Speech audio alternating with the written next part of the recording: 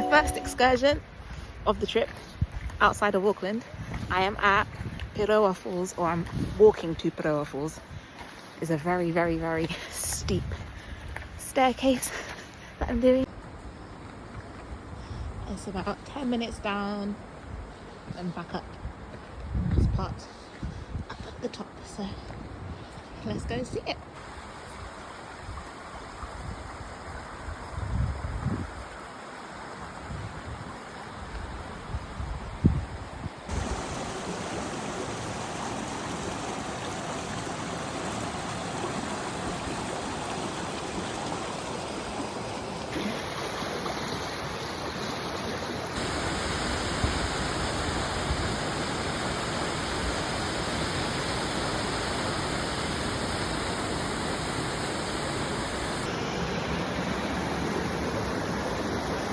It is so peaceful here. Can you hear the track behind?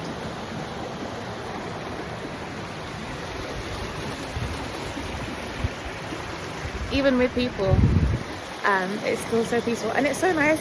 Everybody you come across here is so friendly, whether they're locals or fellow travelers. Everybody says hi and asks you, like, what are you up to with your day? Where are you going? It's just so nice. Even when you're traveling solo, it does not feel like you're anywhere on your own. So it's really gorgeous. Yeah, I would 100% recommend Piroa Falls. It's off the road, so you need a car that can go on a gravel road. I don't think rental cars are always insured, so you need an all-wheel drive or four-wheel drive for sure. But yeah, a gorgeous little stop and definitely worth the trip.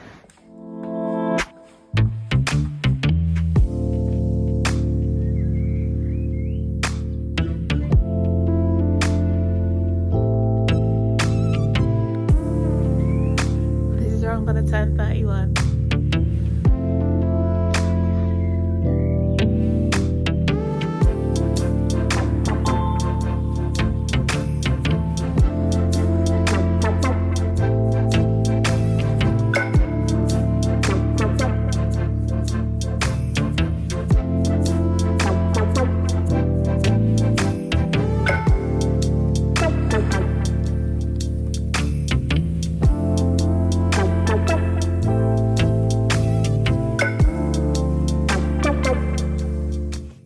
Good morning from sunny Paihia. It is my 31st birthday today, which feels really good but really surreal because I'm obviously so far away from home, and I've come to a new hotel to celebrate my birthday by the sea, which is my favorite place in the world, being by the ocean. So I'll do a very quick little room tour. It's just a really simple old school hotel. There's not a lot to it. My bedroom, forgive the mess, cute little kitchenette. It's just like the basics that you need in it, but this is my favorite part. So out here is my own private balcony with a hot tub, which is really, really good. And this is the incredible view from where I am. It's absolutely stunning. I'm going on a boat today, so I'm about to leave. I need to walk down to the wharf, and then I'm gonna get the boat way out all across there to a place called the Hole in the Rock, and hopefully might see some sea life, might see some dolphins, might see some whales. And yeah, so I'm really excited about the day, and I will show you what I get up to.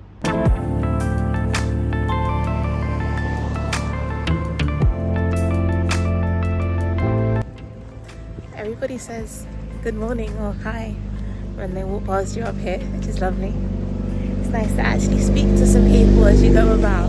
It's so different to home. Look at that.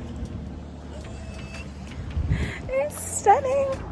I love this watch for allowing me to keep a track of everything that I'm doing, but the tagline that is already there just from a London summer, it's just going to get so much worse. It's so frustrating.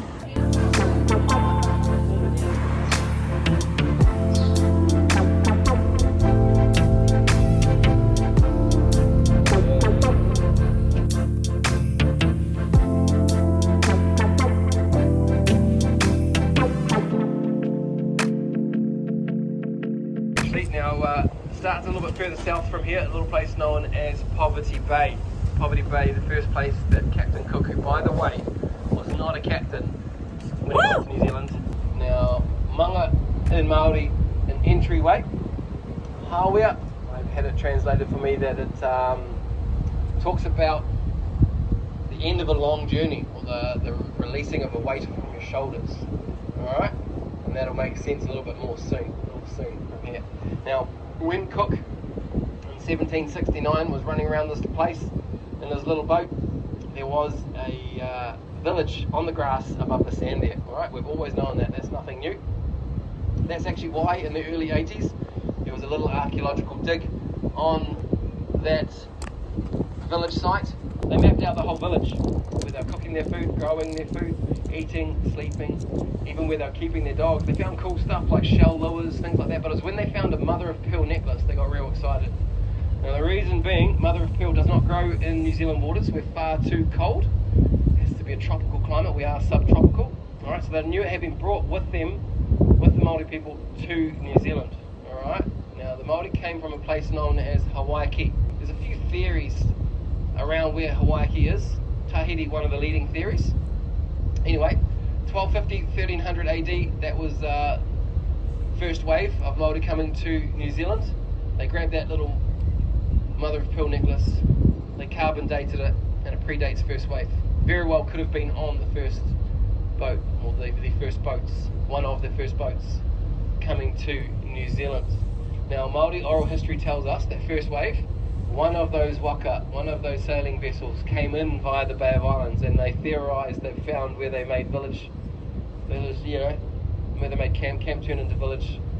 You're looking at the very first, possibly one of the very first villages ever in New Zealand, the oldest one they've ever found, possibly one of the first 7. Cool, eh?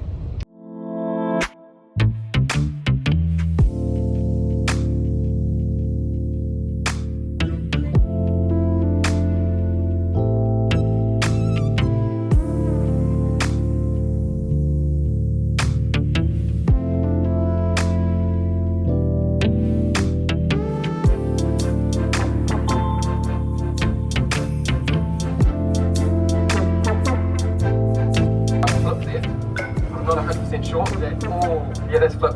The furthest one away is flip. Whistle. So it's a different tones placed together, and they give them a specific name.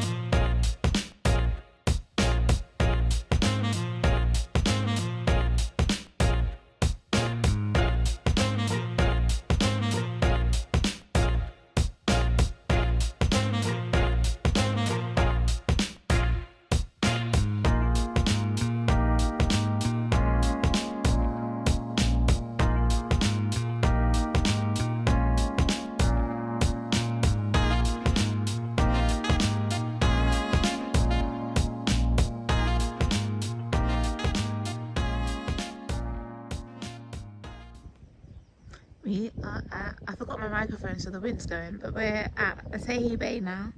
I've never seen grass this green next to water that blue. Like, this is absolutely incredible. I'm just gonna get some lunch and then I'm gonna go for a walk. Not to the very top because I want to also get to the beach. So I'll go for a little bit of a walk after lunch and then have a little bit of a dip and then get back on the boat.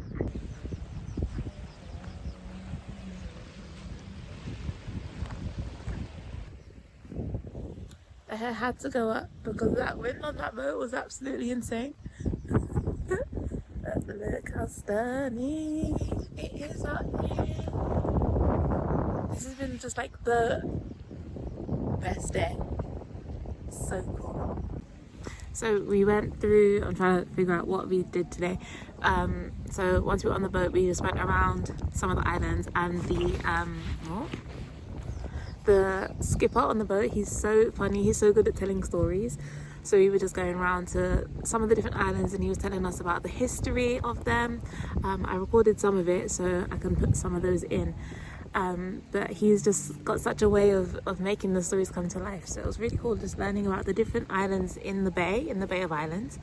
And then we went through the hole in the rock, which was incredible to see how the boat could fit through that. And then once we got through the other side, we saw a seal just hanging out and just enjoying his day. He said hello to us.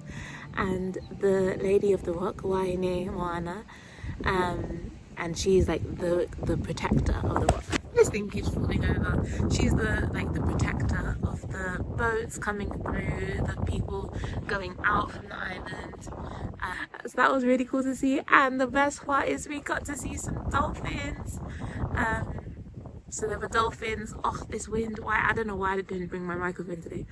But there were dolphins all in the just going around the ship. Once we got out to a certain part, we had to spot them and then yell when we could find them. So we did see some, and we stopped in the water for a bit, and they were just swimming all around us, going underneath the boat, coming and saying hi to us. There were two adults and one adolescent. So that was really cool. That's what I wanted to see today, see some dolphins, and we did. So that was really, really cool. I've not been looking in the viewfinder this whole time. I'm just talking to the phone itself. So here I am. So yeah, gonna eat some food now, have a little walk, have a little bit of a dip and brave it. It is a bit windy, so that water's gonna be crisp, and it's not the sun. The sun is here, but there's a cloud covering it, so it's gonna be a chilly one. But I just want to get in the water. Yeah, I'm just having the best birthday. This has been so cool, and again, people are so friendly. I only told one couple that it was my birthday because we were just talking, and then she let the whole boat know, so that was really fun. Because I would never make a big thing of it, going up to the skipper and saying it's my birthday. So that was really nice of her. Yeah, it feels really weird being so far away from everybody and not being able to go this evening or this weekend or whatever and have my people around me. But I know that no matter where I am, I still feel that love, and I felt that love very much today. Just waking up to messages, having phone call, voice messages. So yeah, I'm still feeling the love and feeling just really blessed, really grateful to be able to spend this time here, and just knowing that God has brought me safely to this place that I dreamt about. It just feels so amazing. Oh, there's the sun's come out. It just feels so amazing, and I'm so grateful to God to be here looking at this view, eating some fish and chips that are yet to come. As I turned 31, I feel like this is the real beginning of my 30s now. 30 itself was the prep year. That analogy of when you're in a slingshot and you gotta be pulled back first.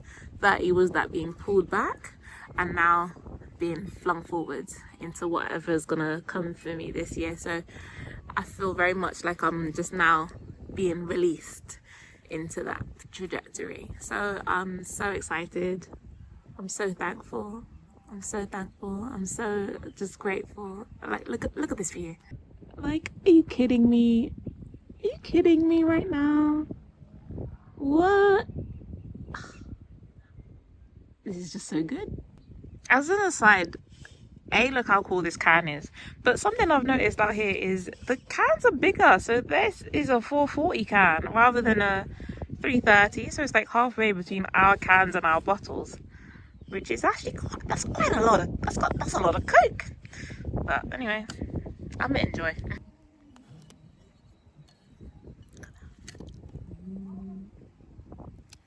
That's good stuff.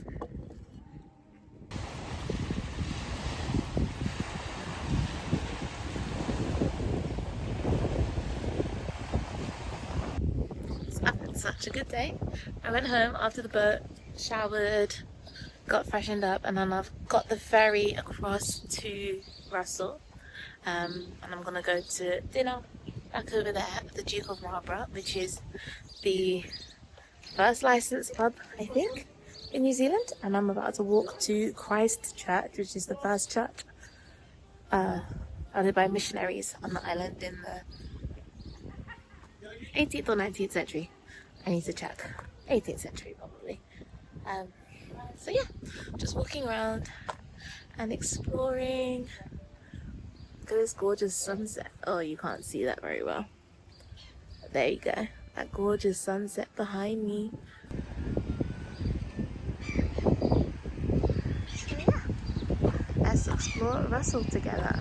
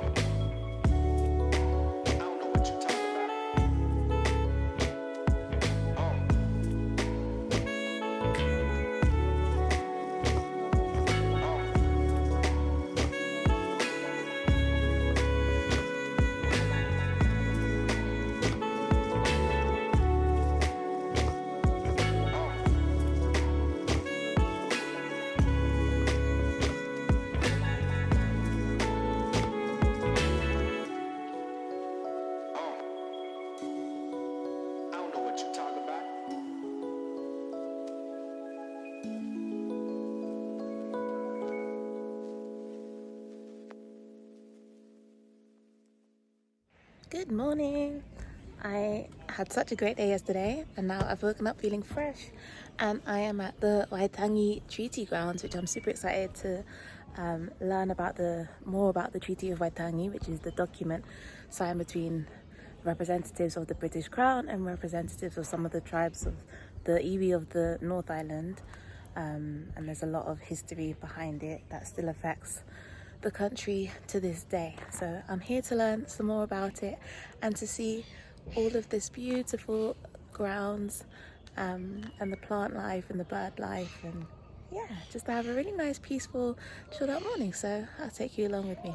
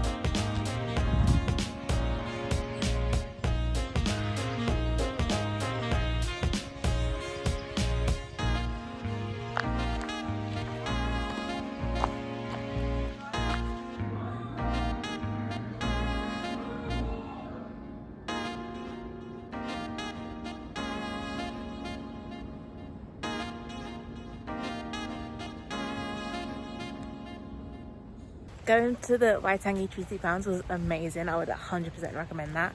I'll try to do like some roundups, maybe over on TikTok, of like the different things that I learned and saw. But it was so cool to just learn about history of it in some more detail. Yeah, I would 100% recommend it. But now I've come to another waterfall, which you may be able to hear in the background. This is the Rainbow Falls, and it's insane.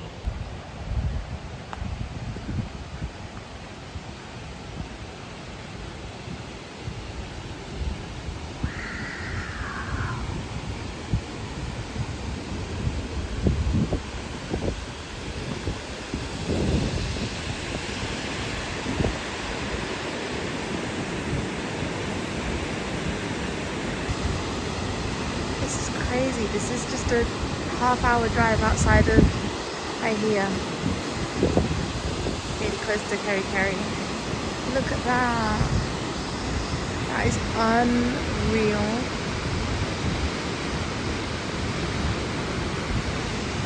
I might end up moving to this country. This is insane. This is just park up and come on a walk. The guy was just jogging behind me. And look, this is... wow, I've never been in a place like this in my life. This country is breathtaking, and I've barely hit the surface. I've been to 3 towns.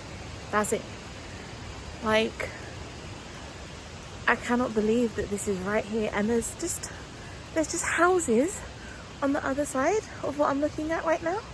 They just live in the background of this waterfall. I'm on the way to the second viewpoint. There are 3 viewpoints. So that was the first one. I'm walking to the second one. So let's see what the view is like from that one.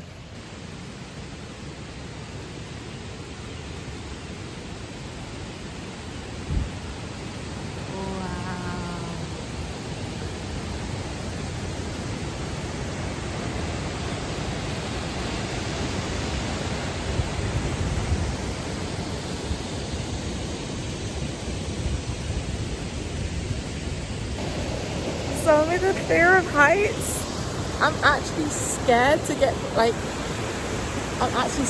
any closer to it. That's unreal. That is unreal. And I've come at sunset. It's the perfect time. Wow.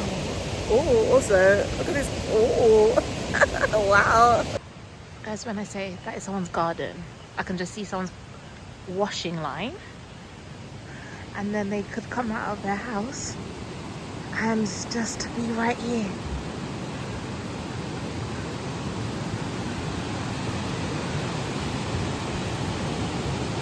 Right there. Look at that.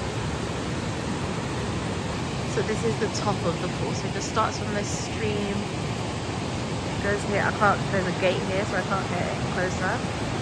And then it will drop off. It will drop off just there into that view from the fall. Unreal.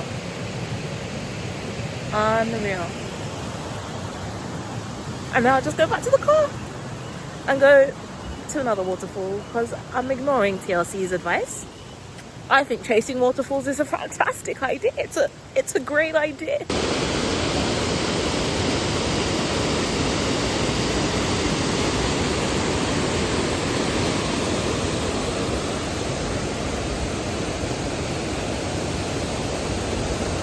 I'm gonna give you guys more of a scope. Let me zoom out so you can really see the scale of this. Gorgeous. I'm trying to walk down to the bottom. It's a 3-minute walk. It's steep.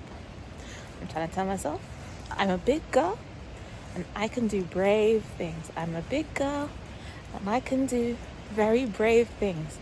As if moving to the other side of the watermelon wasn't brave enough. But no, it's a little forest walk that scares me. God, look at this though. Like, that's steep, yo. I'm clinging to the edge. I'm clinging to this side. Fucking hell. Excuse my language. That is a big drop off. Whoa.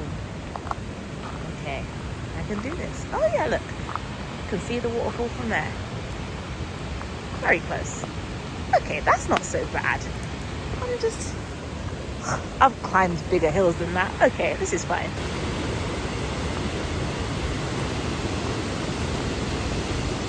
I made it. I'm so proud of me. That was so easy. I don't know why I'm so scared of little things like that. Look at that. And there are people just running.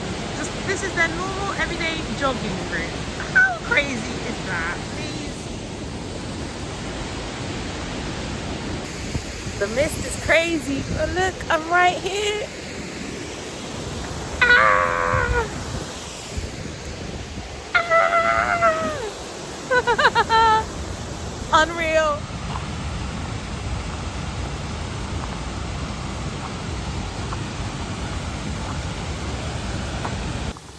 Made it to second waterfall. Last stop for the day. Done a lot today. With the sunset behind. Oh, what a gorgeous place to end the day.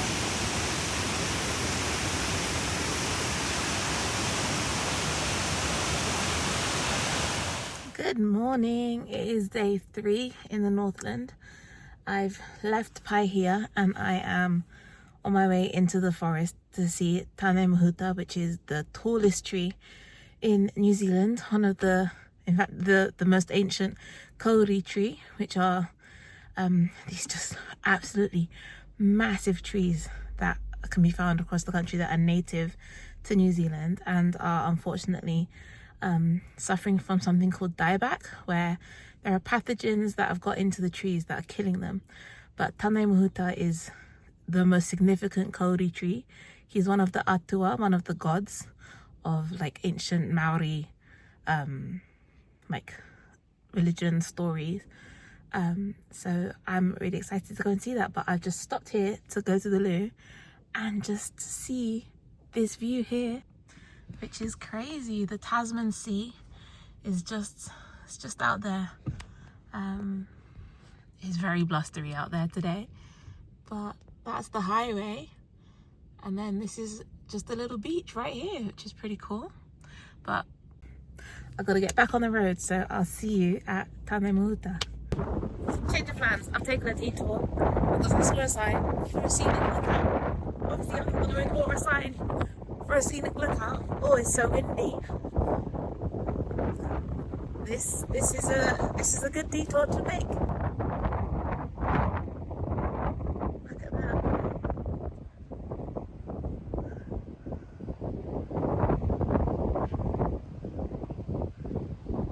So this is all the Northland, and then there's the Tasman Sea.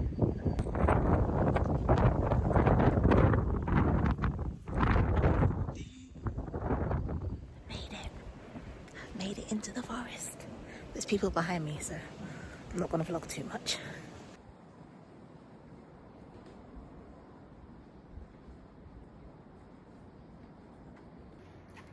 It's just so quiet. Gorgeous. Wow.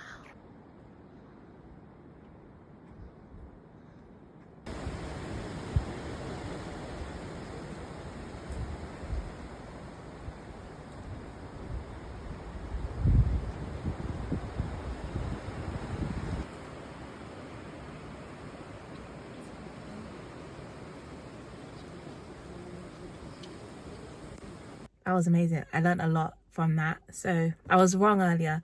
Tane Mahuta is not the tallest tree, but it is the largest tree, so it can hold the most volume. There's actually an older tree where I am now. So Tane Mahuta is 2,000 years old approximately, and the oldest living tree in the country is 3,000 years old, and that's Te Matua Nyahere, and he's just over there. But it's a 50-minute walk return. Sadly, I don't have time because I need to get this car down to the appointment to get it fixed, so I'm not going to be able to see the tallest. No, I don't think he's the tallest either. I think he's the widest because he's the oldest living tree. I'm not going to get to see him today. Maybe another day though, but I'm so glad I came up here. This was so worth it, and it was so gorgeous and peaceful, just sitting there, taking in the air, and then talking with the man who works there and kind of guards it. So there's someone who guards the tree and just sits and talks with all of the visitors, and that was so cool just to learn some more about it. So super glad I did that, super worth it. And yeah, it's just a gorgeous day to sit. It's not too hot, it's dry, to just sit and take in the forest air, which is amazing, so peaceful. But now I'm gonna get back on the road again to head down to Whangārei, so I'll see you there. Good morning. It is the last day in the Northlands. I am at another waterfall again. I had to see this one before I left. I'm at Whangārei Falls, which, yeah, is going to be the last stop in the Northlands before I head back down to Auckland and stay there for a bit. Well, just one night, just for a break, really, because I'm then going to drive down to Rotorua after. So that would have been too long. It is annoying doing lots and lots of one-night stops, but it's fine. It's worth it for what I get to see and experience when I'm up here. So yeah, I'm going to go check out Whangārei Falls now, see what's up, and then head back down.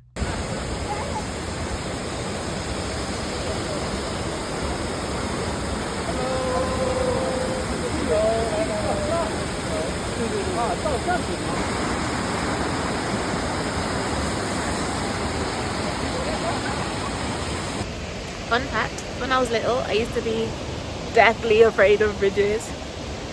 So I'm glad I got over that, because this trip, without being able to do heights or bridges, would have been a lot less fun and a lot less purposeful. But now that I've started to overcome my fear of heights and I'm mostly over my fear of bridges, I can get views like this.